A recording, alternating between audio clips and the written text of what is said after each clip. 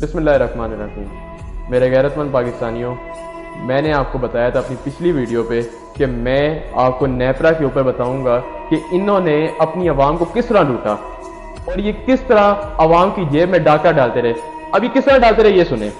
سب سے پہلے جب یہ جو اضافی ادائیگیاں جو لیتے تھے کی مد میں، جنرل سیلز ٹیکس کی مد میں، اب اس سے ہوتا گیا تھا جو ہمیں بتائی جاتی ہے بجلی کی جو کل لاگت ہے، جو پیداوار ہے، وہ 28 سے 29 ہزار میگا واٹ ہے، لیکن جبکہ یہ میگا واٹ جو ہے یہ 48 ہزار میگا واٹ ہے بجلی کی پیداوار۔ پھر اس کے بعد اب جو یہ جو پیسے لیتے ہیں، جو ہم سے جو اضافی ادائیگیاں لیتے ہیں 20 25 ارب 30 ارب 45 ارب، اب یہ اس کا کیا کرتے ہیں؟ اگر یہ ہم سے اتنے پیسے لیتے ہیں تو گویا کہ انہوں نے ہم سے 1,75,000 میگا واٹ کی بجلی کی ادائیگیاں لے رہے ہیں، 1,75,000 میگا واٹ۔ اب اس کا مطلب کیا ہے کہ 1,75,000 میگا واٹ کی بجلی بن رہی ہے، اتنے پیسوں میں بن سکتی ہے، لیکن یہ پیسے جاتے کہاں ہیں؟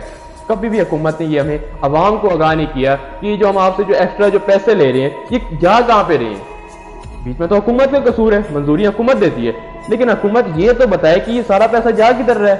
آپ نے عوام کا جینا حرام کیا ہوا ہے۔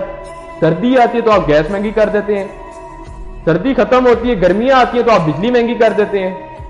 آپ تھوڑا سا عوام کو ریلیف تو دیں کہ 75 سال ہو گئے کہ عوام اس مہنگائی میں وہ ہوئی بھی ہے۔ پھر جی نواز شریف صاحب وہ کہہ دیتے ہیں جی کہ ہم نے لوڈ شیڈنگ کا خاتمہ کیا۔ 1990 کے بعد جو آئی پی پیز کے ساتھ جو انہوں نے معاہدہ کیا تھا وہ آج بھی پاکستانی عوام سے لیا جا رہا ہے اور ان کی جیبوں میں جا رہا ہے۔ بے شک وہ کوئی کام نہ کریں، بے شک وہ کوئی کام نہ کریں، لیکن وہ ان کی جیبوں میں جا رہا ہے سارا پیسہ۔ ایران ہمیں کہتا ہے کہ آپ کو ہم سستی گیس اور سستی بجلی دینے کو تیار ہیں، لیکن یہ کیوں نہیں کرتے؟ کیونکہ ان کو پتہ ہے کہ ان کے ادارے ان کے ادھر ہیں اور ان کا اپنا ادارہ ہے تاکہ ان کو اپنا پروفٹ ملے، اپنے پیسے ملیں۔ اگر ان کے ادارے بند ہو گئے تو ان کو پتہ ہے کہ ہمیں لاس ہوگا سارا، کہیں سے پیسہ نہیں آئے گا، تو انہوں نے اپنے ادارے یہاں پہ لگائے ہوئے ہیں، اپنے یہاں پہ سہولت کاری یہاں پہ کی ہوئی ہے۔ تو میں چاہتا ہوں کہ آپ اس کے اوپر ایکشن لیں اور گورنمنٹ سے یہ مطالبہ کرتا ہوں کہ آپ ان کی ساری فہرست جاری کریں کہ یہ سارا پیسہ جا کہاں پہ رہا ہے کہ سردی میں ابھی آپ 4 روپے مزید اضافہ کر رہے ہیں۔ پھر اس کے بعد جو دہشت گردی ہے، جو اتنی بڑھ چکی ہے پاکستان میں، جو 13 دسمبر کو جو اٹیک ہوا ہے آرم فورسز پر، اس کی شدید مذمت ہم کرتے ہیں۔ اور اس پچھلے ویڈیو میں میں نے بتایا تھا کہ یہاں پر کتنا تنقید کا نشانہ بنایا جاتا ہے آرمی والوں کو اور وہ کس طرح اپنی جانیں دے رہے ہیں۔ اور وہاں پہ جو انہوں نے جو اٹیک کیا تھا جو ہماری آرم فورسز پہ، اس پہ صاف بتا دیا گیا کہ اس میں امریکن کا جو اسلحہ تھا، جو ان کی ٹیکنالوجی وہ استعمال کی گئی ہے۔